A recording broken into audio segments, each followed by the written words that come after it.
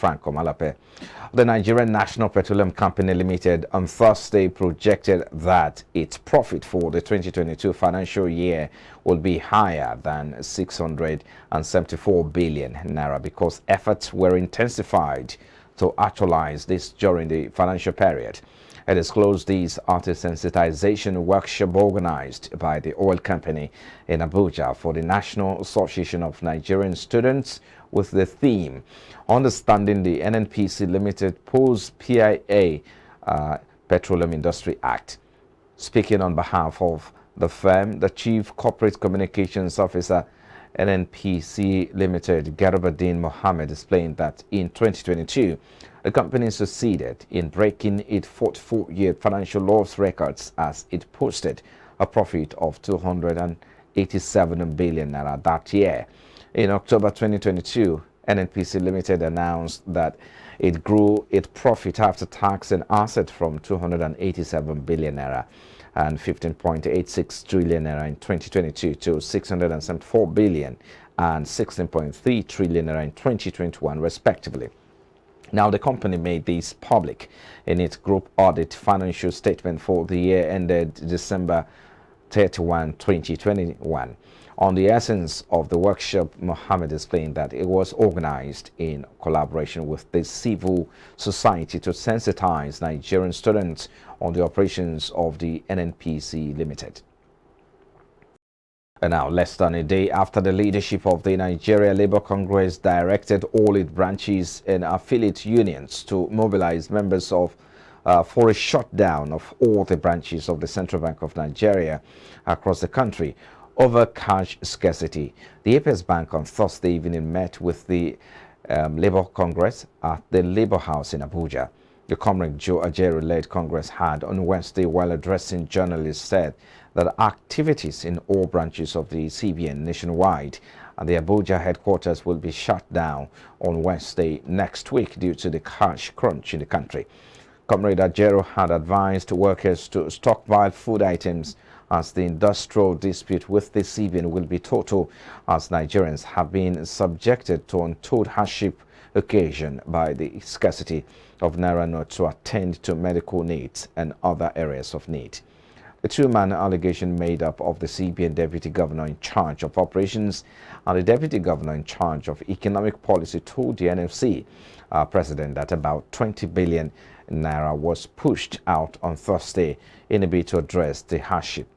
Confirming the development, the NLC President Comrade Ajero said the interest of the leadership is to see that Nigerians are able to withdraw their money devoid of the hardship they are passing through. And now the House of Representatives has urged the Central Bank of Nigeria to direct banks to immediately revamp their electronic transactions transforms or platforms. According to the House, the move has become necessary in the aftermath of the recent CBN policies which have put pressure on online and electronic banking. The CBN has set lower limit for cash withdrawal and redesigned the 1,000, 500 and 200 naira notes policies that cause chaos in the country. A member of the House, Sergius Ogun, at the plenary on Thursday moved a motion demanding reinforcement and upgrade of banking systems, especially those of the deposit money banks, also known as commercial banks. The motion was titled, "Called on the Central Bank of Nigeria to direct all commercial banks to overhaul their online banking service platforms to ease electronic banking operations." Adopting the motion, the House resolved to urge the CBN to direct all commercial banks in the country to immediately overhaul their existing online electronic banking platforms for efficiency and ease of conducting electronic banking operations. The House further mandated its Committee on Banking and Currency to ensure compliance with the resolutions and report back within 4 weeks for further legislative action. And now, Nigerian Exchange Limited says it has continued its advocacy of building saving and investing culture in young Nigerians as it celebrates the 2023 edition of Global Money Week.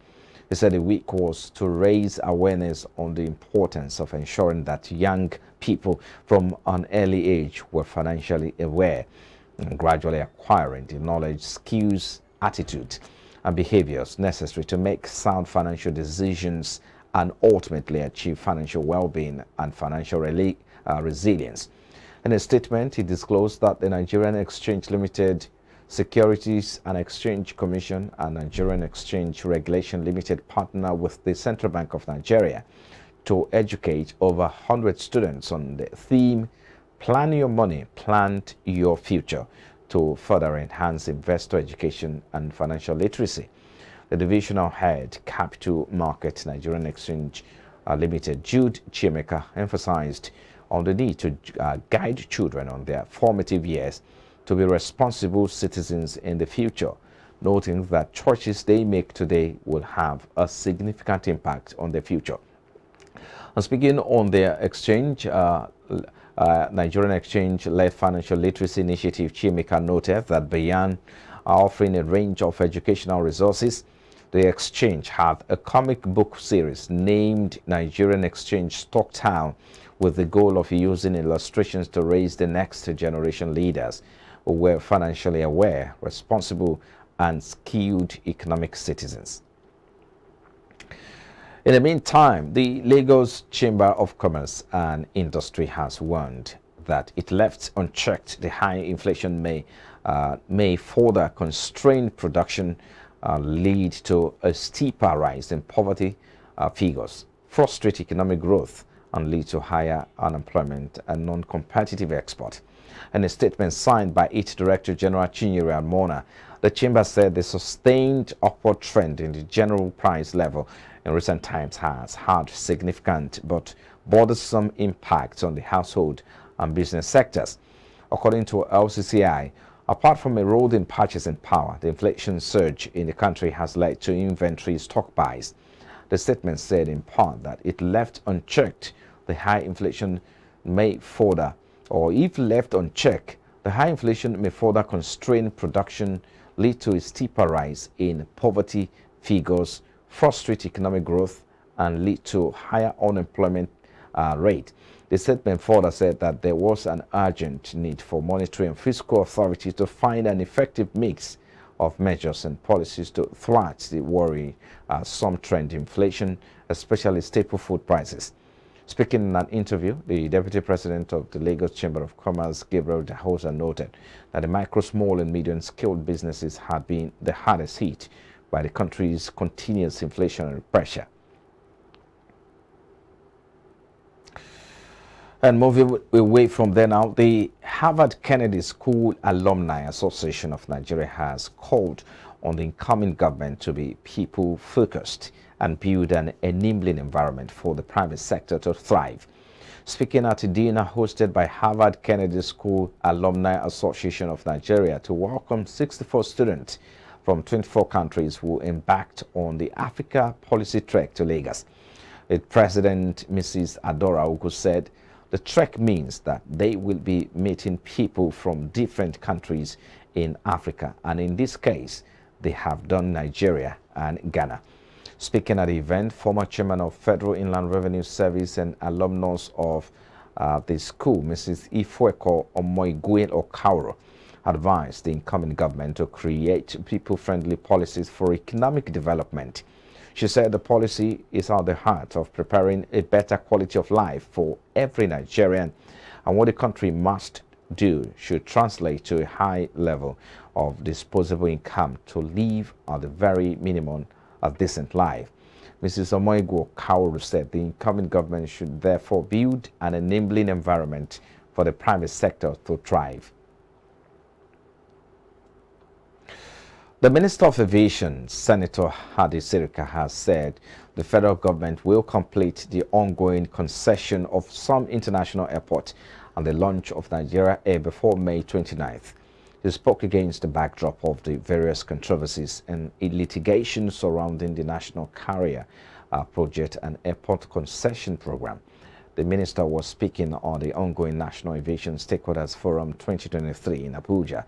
Sirika said negotiation meeting with the Ethiopian Airlines Group Consortium and the federal government of Nigeria ongoing, and the next step is the Federal Executive Council approval of the full business case. and they will commence operation of local and international flights before the end of the administration on May 29th. According to the minister, the project is 98% completed. Speaking further, the minister listed the benefits Nigeria stand to derive from the establishment of the national carrier as reduced capital flight optimal benefit and development of an aviation hub. He also said the proposed national carrier will contribute to economic growth, facilitate hospitality and tourism, enhance growth and development of the Nigerian agricultural sector, and create jobs around the agro-cargo terminals.